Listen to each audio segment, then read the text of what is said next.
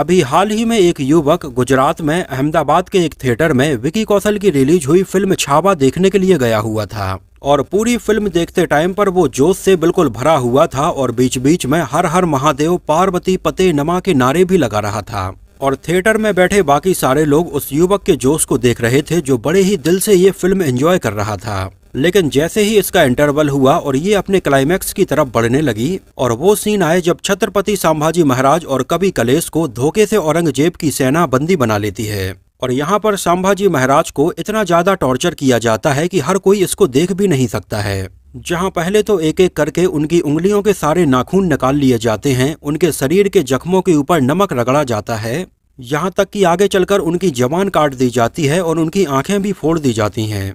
और छत्रपति संभाजी महाराज को इस तरह से टॉर्चर करने वाले ये सीन हमें लगभग 15 से 20 मिनट तक देखने के लिए मिलते हैं। और इन सीन्स को देखने के बाद में वो युवक इतना ज्यादा अपसेट हो गया कि उसने उठकर थिएटर की दीवार पर लटके हुए आग बुझाने वाले सिलेंडर को ही थिएटर के पर्दे पर दे मारा, जिससे कि उस थिएटर के पर्दे में एक बड़ा सा छेद हो गया और उस युवक को इतने से भी राहत नहीं आया। इसके बाद वो स्टेज पर गया और इसके बाद उसने पूरे पर्दे को ही चीर फाड़ कर दिया और थिएटर में इस सारे मंजर को देखते हुए फिल्म देख रहे बाकी सारे लोग अफरा तफरी में इधर उधर भागने लगे। बाद में जब थिएटर के कुछ वर्कर्स आए तो उन्होंने उस युवक को पकड़ा और पुलिस के हवाले कर दिया और पुलिस ने उस युवक से पूछताछ की कि आखिर उसने ऐसा क्यों किया है। तो वहां पर उस युवक ने पुलिस को बताया कि औरंगजेब ने छत्रपति संभाजी महाराज को इतनी बुरी तरह से टॉर्चर किया है जो उससे बिल्कुल भी बर्दाश्त नहीं हो रहा था और देखा तक नहीं जा रहा था। और उसने बताया कि फिल्म के क्लाइमैक्स सीन के दौरान उसने अपने दिमाग से पूरी तरह से संतुलन खो दिया था और उस समय उसे औरंगजेब के ऊपर और उसकी सेना के ऊपर इतना ज्यादा गुस्सा आया कि उसने थिएटर का पर्दा ही फाड़ दिया। और ये कोई हवाई वाली बात नहीं है, ये अहमदाबाद के थिएटर का बिल्कुल एक रियल इंसिडेंट है। वैसे अगर देखा जाए तो फिल्म छावा का क्लाइमैक्स वाकई में मन को बहुत ज्यादा उदास कर देने वाला और आंखों में आंसू लाने वाला है। जहां एक तरफ तो हमें ये दुख होता है कि छत्रपति संभाजी महाराज को कितना ज्यादा और कितनी बुरी तरह से टॉर्चर किया जा रहा है, लेकिन दूसरी तरफ इस बात की भी खुशी होती है कि छत्रपति संभाजी महाराज इतना कुछ होने के बावजूद भी बिल्कुल शेर की तरह तनकर खड़े रहे और शेर की तरह ही दहाड़ते हुए नजर आए। लेकिन इतना कुछ होने के बावजूद भी उनके चेहरे पर कोई भी सिकन नजर नहीं आती है और न ही मौत का कोई डर नजर आता है, जो देखकर वाकई में हमारी छाती गर्व से चौड़ी हो जाती है कि भारत भूमि पर ऐसे वीर योद्धा हुए हैं जिनकी शौर्य गाथाएं सुनते टाइम पर हम आज भी एक्साइटेड हो जाते हैं। और एक भारतीय होने पर हमें गर्व महसूस होता है कि हमारे ये वीर योद्धा हार कर भी जीत गए और औरंगजेब और उसकी सेना जीत कर भी हार गई। और यहाँ पर हमें क्लाइमैक्स में एक डायलॉग भी सुनने के लिए मिलता है कि वो तो अपनी मौत का जश्न मनाकर चला गया, लेकिन हमें अपने जीवन का शोक मनाने के लिए छोड़ गया है। खैर, वीडियो में आगे बढ़ने के पहले सबसे पहले तो मैं आप लोगों से माफी मांगना चाहता हूँ क्योंकि छावा देखने में मैं थोड़ी लेट हो गया। एक्चुअली मैं पिछले हफ्ते अभी महाकुंभ में प्रयागराज में संगम में स्नान करने के लिए गया हुआ था, इस वजह से मैं वीडियो अपलोड नहीं कर पाया। लेकिन आते ही मैंने फिल्म छावा देखी और इसने मुझे बहुत ज्यादा इमोशनल कर दिया है। तो चलिए पहले तो फिल्म के रिव्यू के ऊपर थोड़ी सी बात कर लेते हैं और बाकी इसके अननोन फैक्ट के बारे में बात करेंगे। देखिए, छावा में विकी कौशल ने छत्रपति संभाजी महाराज के किरदार में मानो बिल्कुल जान डाल दी हो।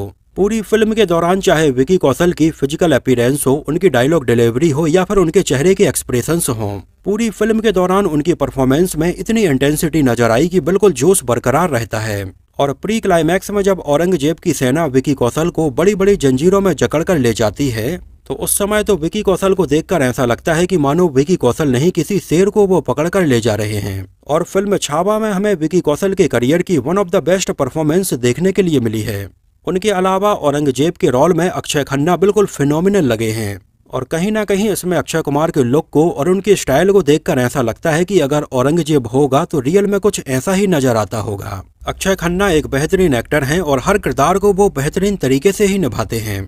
और फिल्म छावा में औरंगजेब के किरदार को निभाते हुए देखकर ऐसा लगता है कि उनसे अच्छा शायद ही कोई इस किरदार को और निभा पाता। इसके अलावा रश्मिका मंदाना भी अपने रोल में अच्छी लगी हैं। आशुतोष राणा भी अपने छोटे रोल में काफी खिलकर सामने आए हैं। इसके अलावा डायना पेंटी और कवि कलेश के रोल में विनीत कुमार सिंह की परफॉर्मेंस भी काबिले तारीफ रही। लगभग 130 करोड़ रुपए में बनी इस फिल्म को मैड डॉग फिल्म्स के बैनर तले दिनेश बजान ने प्रोड्यूस किया है और फिल्म की चाहे प्रोडक्शन वैल्यू हो, सेट डिजाइनिंग हो या फिर एक्टर्स के द्वारा पहने जाने वाले कपड़े हों, हर एक चीज के ऊपर बारीकी से काम किया गया है जो बड़े पर्दे पर देखने में बहुत अच्छा लग रहा था। फिल्म की चाहे सिनेमेटोग्राफी हो या फिर इसके एक्शन सीन हो, ये फिल्म हर डिपार्टमेंट में बिल्कुल खरी उतरती है। और फिल्म छावा छत्रपति संभाजी महाराज के बारे में बताने के साथ ही साथ हमें एक गजब का सिनेमैटिक एक्सपीरियंस भी दे जाती है। और मेरी तरफ से फिल्म छावा को 4.5 आउट ऑफ 5 स्टार।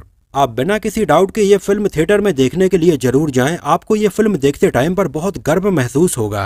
ये फिल्म आपको बिल्कुल भी निराश नहीं करेगी, लेकिन इसके क्लाइमैक्स सीन के लिए आप अंदर से थोड़ी प्रिपेयर होके जरूर जाना, क्योंकि जिस तरह से इसमें टॉर्चर वाले सीन रखे गए हैं वो कोई कमजोर दिल वाला देख ही ना पाए। चलिए अब बात करते हैं फिल्म से जुड़े बहुत सारे अननोन फैक्ट्स के बारे में। उस समय छत्रपति संभाजी महाराज की वीरता को देखते हुए खुद औरंगजेब ने यह कहा था कि काश मेरी कोई भी औलाद छत्रपति संभाजी महाराज के जैसी होती, क्योंकि भले ही उस समय औरंगजेब ने इनको मौत के घाट उतार दिया था, लेकिन इनकी कभी न झुकने वाली आंखें और मौत के इतने करीब होने के बावजूद भी इनके शेर से दहाड़ने वाला चेहरा औरंगजेब की आंखों से जिंदगी भर कभी दूर नहीं हो पाया। एक्चुअली छत्रपति संभाजी महाराज छत्रपति शिवाजी महाराज के सबसे बड़े बेटे थे और छत्रपति शिवाजी महाराज के बाद में मराठा साम्राज्य की बागडोर छत्रपति संभाजी महाराज ने ही संभाली थी, जिनका शासनकाल लगभग 8 सालों तक ही चला और इस दौरान उन्होंने लगभग 240 से भी ज्यादा लड़ाइयां लड़ी। और उस समय ये रिकॉर्ड था कि छत्रपति संभाजी महाराज इनमें से कोई भी युद्ध नहीं हारे थे। और छत्रपति शिवाजी महाराज को जहां शेर कहा जाता था तो मराठी में शेर के बेटे को छावा कहते हैं, तो छत्रपति संभाजी महाराज को लोग छावा भी बोलते थे। तो उन्हीं की लाइफ के ऊपर फिल्म छावा बनी है, जिसको डायरेक्ट किया है हिंदी और मराठी फिल्मों के जाने माने डायरेक्टर लक्ष्मण उतेकर ने, जो इसके पहले टपाल और लाल बागची रानी जैसी बेहतरीन मराठी फिल्मों का डायरेक्शन कर चुके हैं। इसके अलावा उन्होंने हिंदी में लुका छिपी, मिमी और जरा हटके जरा बचके जैसी फिल्में भी बनाई हैं। फिल्म की कहानी बेस्ड है शिवाजी सावंत के द्वारा लिखी गई किताब छावा के ऊपर, जिसका स्क्रीन प्ले भी लक्ष्मण उतेकर ने ही तैयार किया है और डायलॉग्स लिखे हैं ऋषि वर्मानी ने, जिसमें हमें नजर आए हैं विकी कौशल, रश्मिका मंदाना, अक्षय खन्ना, आशुतोष राणा, डायना पेंटी, दिव्या दत्ता, विनीत कुमार सिंह, संतोष जुबेकर, आलोकनाथ और प्रदीप रावत। फिल्म को प्रोड्यूस किया है दिनेश विजान ने अपनी production company mad dog films के बैनर तले और इसका म्यूजिक कंपोज किया है legendary music composer AR Rahman ने। और इसके म्यूजिक एल्बम में गानों के सारे वर्जन्स को मिलाकर टोटल 7 गाने रखे गए हैं। ये गाने हैं जाने तू, आया रे तूफान, जिंदा रहे, तेरी चाहत, द रोर, द रुद्रा और द क्राउन। गानों के लिरिक्स लिखे हैं इरशाद कामिल और क्षितिज पटवर्धन ने और इन गानों में आवाजें हैं अरिजीत सिंह, AR रहमान, वैशाली सावंत, जोनिता गांधी और नकुल अभयंकर की। एक नज़र डालते हैं इसके बजट और बॉक्स ऑफिस कलेक्शन के ऊपर। तो फिल्म का टोटल बजट रखा गया है लगभग 130 करोड़ रुपए और जिस समय मैं ये वीडियो रिकॉर्ड कर रहा हूँ उस समय तक फिल्म को थिएटर में रिलीज हुए अभी 4 दिन ही हुए हैं और इन 4 दिनों में फिल्म ने लगभग 141 करोड़ रुपए का नेट इंडिया कलेक्शन कर लिया है और वर्ल्ड वाइड में तो ये लगभग 300 करोड़ रुपए के आंकड़े को टच करने वाला है। जहां फिल्म छावा ने अपने पहले दिन इंडिया में लगभग 31 करोड़ रुपए की ओपनिंग ली, दूसरे दिन इसने कमाई की लगभग 37 करोड़ रुपए, तीसरे दिन यानी कि संडे को लगभग 48.5 करोड़ रुपए का कलेक्शन हुआ और मंडे को भी फिल्म का कलेक्शन काफी स्टेबल रहा और लगभग 24 करोड़ रुपए का इसने कलेक्शन किया। और ऑलरेडी फिल्म छावा ने अपने 3 दिनों में ही इसके पूरे बजट को रिकवर कर लिया है और जिस तरह से इसको लोगों का रिस्पॉन्स मिल रहा है वो देखकर ऐसा लगता है कि ये फिल्म अभी थिएटर्स में काफी लंबा चलने वाली है और ये 2025 में आई एक सुपरहिट फिल्म होने वाली है, जिसको IMDb पर लगभग 9000 से भी ज्यादा लोगों ने 8.2 आउट ऑफ 10 रेटिंग दी हुई है। फिल्म के डायरेक्टर लक्ष्मण उतेकर ने बताया कि जिस समय वो साल 2022 में विकी कौशल और सारा अली खान के साथ में अपनी फिल्म जरा हटके जरा बचके को डायरेक्ट कर रहे थे, उसी समय लक्ष्मण उतेकर ने यह डिसाइड कर लिया था कि वो अपनी अगली फिल्म छत्रपति संभाजी महाराज के ऊपर बनाएंगे और विकी कौशल की परफॉर्मेंस उन्हें इतनी ज्यादा पसंद आई तो उन्होंने उसी समय यह डिसाइड कर लिया था कि इसमें छत्रपति संभाजी महाराज के रोल में वो विकी कौशल को ही शाइन करेंगे। उस समय विकी कौशल का काम उन्हें सरदार उधम सिंह में बहुत ज्यादा पसंद आया था और उन्होंने विकी कौशल को इसके लिए साइन कर लिया था। वैसे अगर देखा जाए तो बायोपिक फिल्में बनाने में विकी कौशल का कोई तोड़ नहीं है, वो किरदार में बिल्कुल पूरी तरह से खो जाते हैं।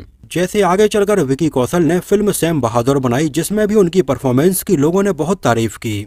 लक्ष्मण उतेकर ने बताया कि वो छत्रपति संभाजी महाराज जी के ऊपर फिल्म इसलिए भी बनाना चाहते थे क्योंकि उनके पिता छत्रपति शिवाजी महाराज के बारे में तो बच्चा बच्चा जानता है, लेकिन छत्रपति संभाजी महाराज के बारे में उतना ज्यादा उल्लेख नहीं है और ज्यादातर लोग भी उनके बारे में नहीं जानते हैं। उन्होंने बताया कि इसकी शुरुआत कोविड के टाइम पर हुई, जब लॉकडाउन में उन्होंने शिवाजी सावंत के द्वारा लिखी गई किताब छावा को पढ़ा तो उन्हें समझ में आया कि छत्रपति संभाजी महाराज भी कितने बहादुर थे, और उसी समय उन्होंने ये डिसाइड किया कि उनकी वीर गाथाएं भी लोगों के सामने आनी चाहिए। और लगभग 2021 और 22 से ही उन्होंने फिल्म की कहानी के ऊपर काम करना शुरू कर दिया था।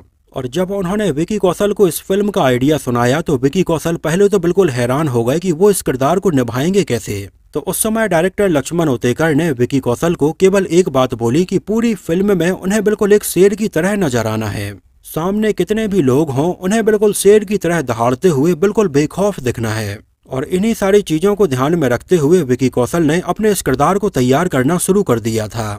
लेकिन इस तरह के किरदार को तैयार करना विकी कौशल के लिए बहुत ही मुश्किल भरा रहा, जिसको स्टार्ट करने के लगभग 7 महीने पहले से ही विकी कौशल ने हॉर्स राइडिंग की ट्रेनिंग लेना शुरू कर दी थी। इसके अलावा उन्होंने बिल्कुल प्रोफेशनल तलवारबाजी और डंडे चलाने की भी ट्रेनिंग ली थी।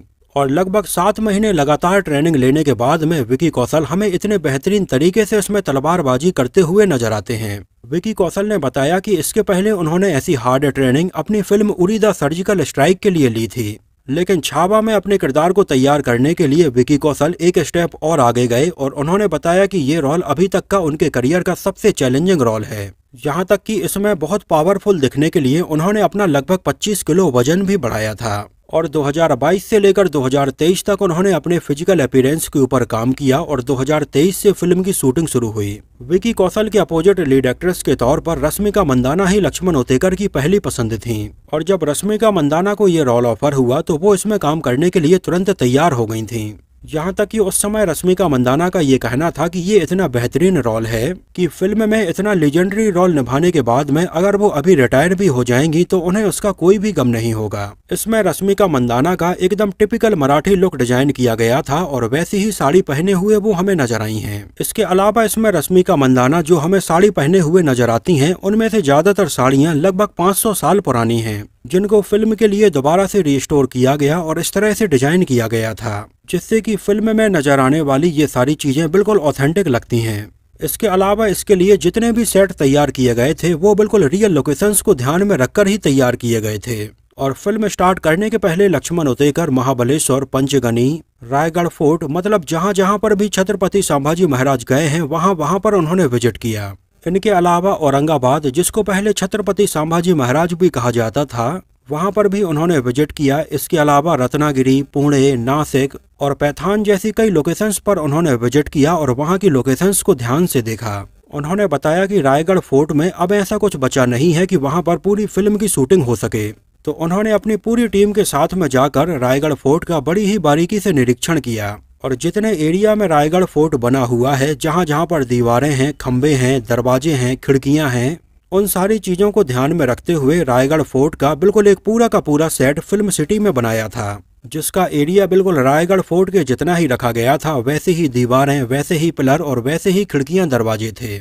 यहाँ तक कि उसी समय के हिसाब से पर्दे और बाकी सारी चीजें भी डिजाइन की गई थीं। इस बारे में लक्ष्मण उतेकर ने बताया कि हम चाहते थे कि फिल्म बिल्कुल ऑथेंटिक बने, इस वजह से उन्होंने पूरे के पूरे रायगढ़ फोर्ट का बिल्कुल निशान लगाकर मैपिंग की और इसका पूरा का पूरा बिल्कुल एग्जैक्ट सेट तैयार किया। यहाँ तक कि उस समय शिवाजी महाराज के पास में 1200 किलो का एक गोल्ड का सिंहासन भी था, जिसको अष्टमुखी सिंहासन भी बोलते हैं। इसको भी उन्होंने फिल्म में दिखाने की पूरी कोशिश की है। विकी कौशल और रश्मिका मंदाना के अलावा पहले इसमें औरंगजेब वाले रोल में अक्षय खन्ना की जगह पर अनिल कपूर को लिया जा रहा था। यहाँ तक कि इसको लेकर अनिल कपूर से बातचीत भी हुई थी, लेकिन उस समय अनिल कपूर अपनी और दूसरी फिल्मों में बिजी थे। इस वजह से फिल्म के लिए वो अपनी डेट्स नहीं दे पा रहे थे और बाद में उनकी जगह पर अक्षय खन्ना को इसमें लिया गया।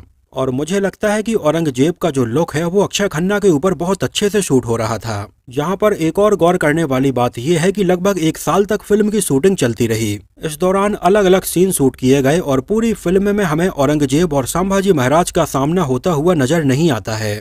उस समय ये दोनों पूरी फिल्म की शूटिंग के दौरान एक दूसरे से एक बार भी नहीं मिले थे। और पूरी फिल्म के दौरान जब औरंगजेब का संभाजी महाराज से सामना होता है, बिल्कुल उसी टाइम पर फिल्म के सेट पर पहली बार विकी कौशल अक्षय खन्ना के सामने आए थे। नहीं तो पूरी फिल्म के दौरान इन दोनों ने एक दूसरे से बात तक नहीं की और एक दूसरे के सामने भी नहीं आए। ऐसा इन दोनों ने इसलिए भी किया जिससे कि फिल्म देखते टाइम पर और ज्यादा ऑथेंटिसिटी नजर आए। विकी कौशल ने फिल्म के लिए लगभग 10 करोड़ रुपए की फीस चार्ज की है। उनके बाद रश्मिका मंदाना, जो इस समय बॉलीवुड की बिल्कुल टॉप एक्ट्रेस बनी हुई हैं, उन्होंने इसके लिए लगभग 4 करोड़ रुपए चार्ज किए हैं। उनके बाद आते हैं अक्षय खन्ना, जिन्होंने इसके लिए लगभग 2 करोड़ रुपए की फीस चार्ज की है। इसके बाद इसमें नजर आने वाले आशुतोष राणा को लगभग 80 लाख रुपए की फीस दी गई है और बाकी इसमें नजर आने वाले सारे एक्टर्स को इनसे भी कम फीस दी गई है। फिल्म छावा में पहली बार अक्षय खन्ना और विकी कौशल हमें एक साथ नजर आए हैं और विकी कौशल के करियर की सबसे बड़ी ओपनिंग अभी तक फिल्म छावा ही रही है। इसके अलावा फिल्म का एक सीन था जहां पर कुछ मराठी सोल्जर साड़ी पहने हुए भी नजर आने थे। हालांकि इसमें साड़ी पहनने वाला सीन तो जरूर था, लेकिन उसको थोड़ी चेंज कर दिया गया था। इसके अलावा फिल्म छावा की शूटिंग के दौरान रश्मिका मंदाना के पैर में चोट आ गई थी और फिल्म के प्रमोशन के टाइम पर वो हमें लंगड़ाती हुई नजर आई हैं। इसके अलावा पहले इसमें विकी कौशल का एक लेजम डांस भी रखा गया था, लेकिन बाद में सेंसर बोर्ड ने इसके ऊपर आपत्ति जताई कि इससे रिलीजियस सेंटीमेंट हर्ट हो सकते हैं और इसको हटा दिया गया था। फिल्म को इंडिया के अलावा रसिया में भी सेम दिन रिलीज किया गया और वहां पर भी अच्छा खासा रिस्पॉन्स मिला है। लेकिन फिल्म को सबसे अच्छा रिस्पांस मिला है महाराष्ट्र में, जहां पर फिल्म के आधी रात में भी कुछ शो रखवाए गए हैं और महाराष्ट्र में कई शहरों में लोग आधी रात को भी ये फिल्म देखने के लिए जा रहे हैं। एक्चुअली पहले आपको बता दें कि फिल्म छावा का क्लैश पुष्पा 2 के साथ में होने वाला था, लेकिन उस समय छावा के मेकर्स ने इसकी रिलीज डेट को आगे बढ़ा दिया था और ये फिल्म फाइनली वैलेंटाइन डे के दिन 14 फरवरी 2025 को रिलीज हुई है। तो दोस्तों, ये तो बात हुई फिल्म छावा से जुड़े बहुत सारे अननोन फैक्ट्स के बारे में। मुझे तो ये फिल्म काफी पसंद आई है और मैं इसको देखते टाइम पर काफी इमोशनल हो गया था। आप लोगों को फिल्म छावा कैसी लगी है? और अगर आप लोगों ने अभी तक ये फिल्म नहीं देखी है तो इसको आप एक बार जरूर देखिए। तो फिलहाल के लिए इस वीडियो में इतना ही। अगर ये वीडियो आपको पसंद आया हो, मेरी मेहनत आपको पसंद आई हो, तो उसको प्लीज लाइक करके मुझे इस बात का जवाब जरूर दीजिए। तो मिलते हैं किसी नए वीडियो में कुछ और ऐसी ही इंटरेस्टिंग और रोचक बातों के साथ।